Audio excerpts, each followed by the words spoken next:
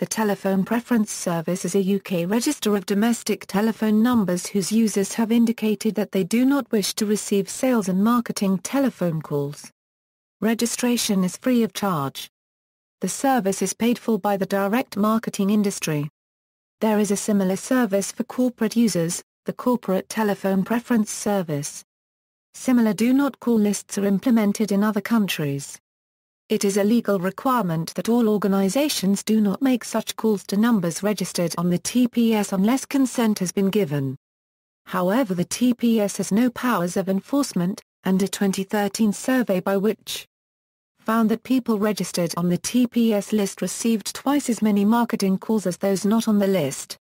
Enforcement is the responsibility of the Information Commissioner, which until 2012 did not have suitable legal powers to act, but in 2012 acquired the power to impose fines of up to £500,000, although enforcing the rules was not easy given the vast amounts of money that companies which flouted the rules stood to make. The TPS is the only such register that is enforced by law in the UK. It is regulated by Ofcom and enforced by the Information Commissioner's Office.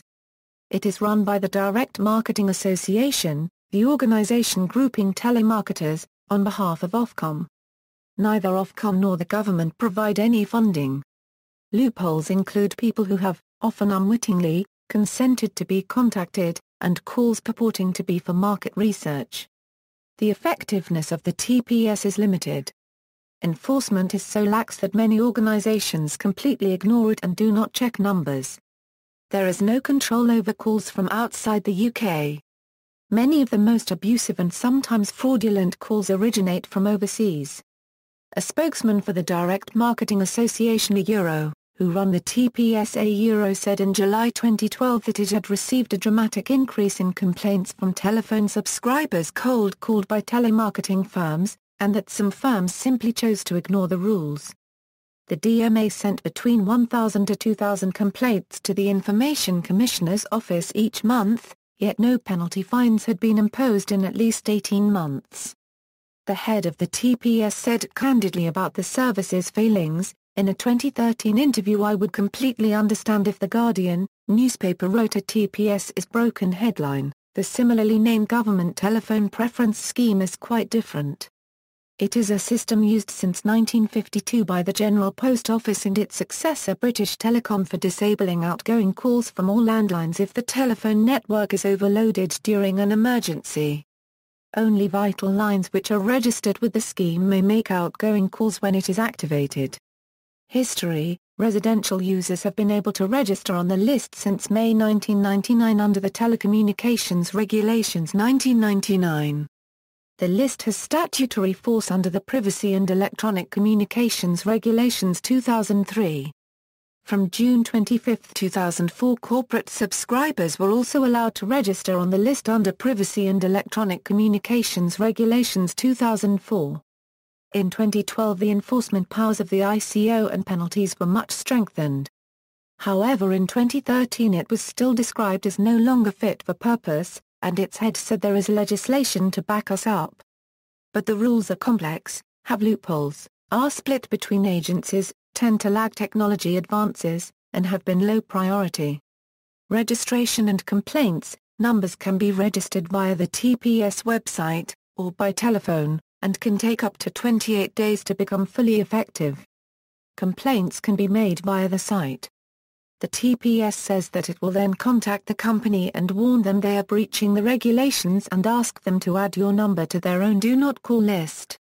The entire TPS database is now considered compromised, as many salespeople and businesses will add potential leads to the TPS database to prevent rival businesses from calling them. Furthermore, the TPS organization has no credibility as flaws in their system were pointed out many years ago and nothing has been done about it. Operation: in the UK, organizations are required by law to check numbers against the TPS list before calling. Violations: in addition to fines, the ICO publishes details of any formal action it takes against organizations on its website and in press releases. However, as of July 2012, no penalties had been applied in 18 months, despite 1,000 to 2,000 monthly complaints. in 2014 consumer organization which found that TPS registration eliminated no more than a third of unwanted calls, failing particularly with calls from overseas call centers. Companies claiming to offer call banning. The TPS website publishes a list of unregulated organizations that offer a paid-for telemarketing call banning service. The site says that, our advice is not to pay them. TPS lists the websites of many such organizations, many of which display advertising links on Google searches that may mislead and divert those searching for the TPS website. However, the TPS is free of charge and is the only service that calling companies are required by law to comply with, is regulated by Ofcom, and is enforced by the Information Commissioner's Office. Some such organizations offer their services on Internet websites. Others phone, often actually from overseas though this is not stated, sometimes saying falsely that the recipient has given permission to call, and often falsely claim to be from or affiliated with the TPS or BT. Many, but not all, services offered are fraudulent in addition to being ineffective. Unwanted calls not covered by TPS.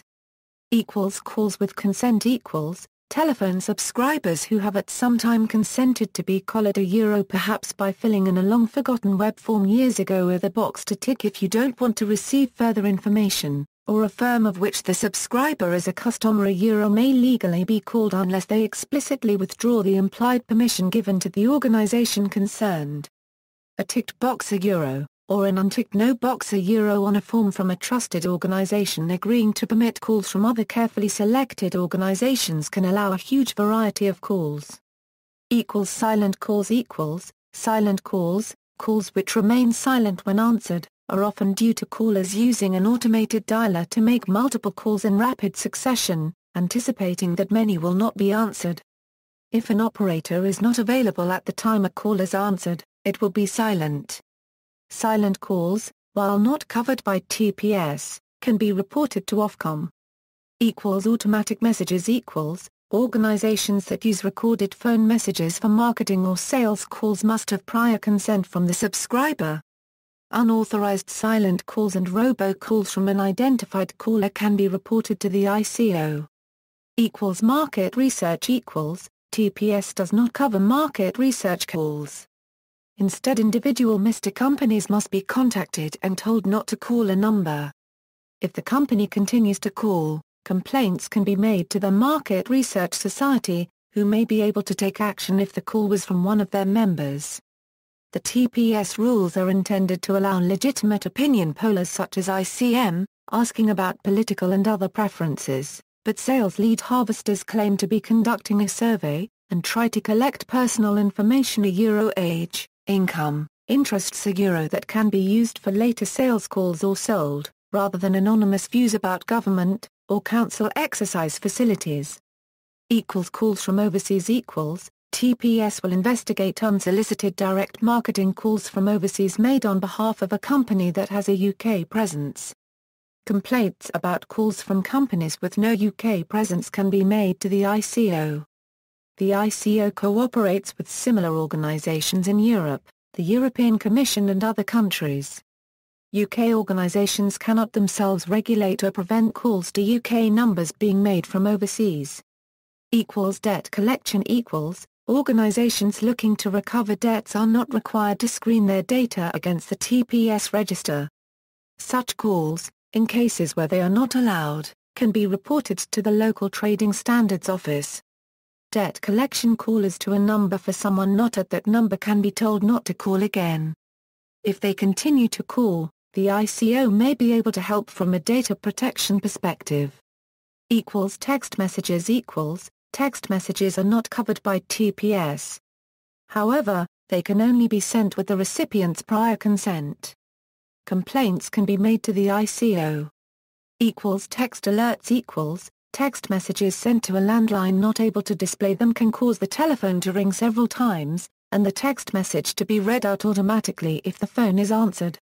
If this is a problem, the TPS does not handle such issues. The telephone service provider can advise.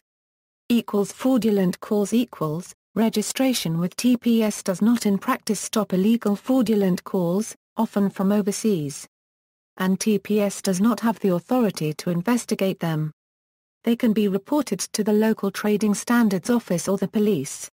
See also, Robinson List, Canadian Do Not Call List, New Zealand Name Removal Service, United States National Do Not Call Registry. References. External links, official website, Information Commissioner's Office, Ofcom, TPS Screening for Businesses.